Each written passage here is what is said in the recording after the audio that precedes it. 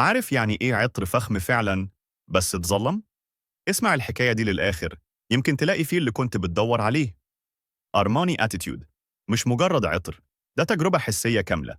أرماني صنعوه بإتقان، بس الغريب إنه ما أخدش نفس الشهرة اللي خدها باقي عطور الدار. ليه؟ محدش عارف.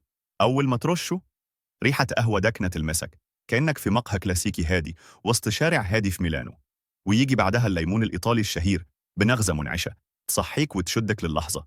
الوسط حاجة تانية، لافندر راقي نضيف وكاردامون دافي، إحساسك. وفي النهاية عمق وثبات، باتشولي عنبر وبوبوناكس وخشب أرز صيني. تركيبة بتسيب بصمتها من غير صوت عالي، لكن تأثيرها ما يتنسيش. ده مش مجرد عطر، ده اختيار ناس فاهمة في الشياكة وعارفة قيمة التفاصيل. لو عجبتك الحدوتة ما تنساش تدوس لايك، تعمل شير وفولو وسبسكرايب، وتابعنا على كل منصات أبو عمار للعطور. ودمتم بريحة حلوة.